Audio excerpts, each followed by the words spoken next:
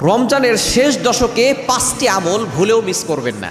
রমজানের শেষ দশকে নবীজি সাল্লাল্লাহু আলাইহি সাল্লাম এমনভাবে ইবাদত করতেন যে তিনি কেমন যেন হাদিসের ভিতরে এসেছে, আমাদের আয়েশা রাদিয়াল্লাহু তাআলা বলেন যে তিনি তার কোমরে গামছা বেঁধে নিতেন, অর্থাৎ শক্ত করে বেঁধে নিতেন। তিনি এমনভাবে ইবাদত করা শুরু করতেন, সারা রাত তিনি জেগে থাকতেন, জেগে জেগে ইবাদত করতেন এবং পরিবারের সকলকে তিনি জাগিয়ে তুলতেন। অন্যান্য সময় কিন্তু রাসূলুল্লাহ সাল্লাল্লাহু আলাইহি ওয়াসাল্লাম জাগিয়ে তুলতেন না, কিন্তু এই সময় তিনি জাগিয়ে তুলতেন যাতে করে সকলে ইবাদত করতে পারে। কারণ এই রমজানের শেষ দশকে কিন্তু লাইলাতুল কদর রয়েছে।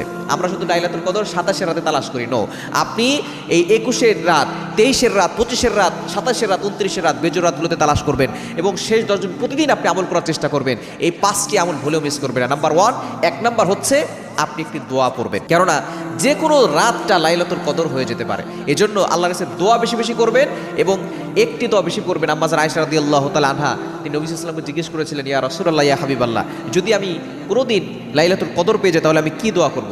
তখন নবী সাল্লাল্লাহু আলাইহি ওয়াসাল্লাম একটা দোয়া শিখিয়ে দিয়েছেন।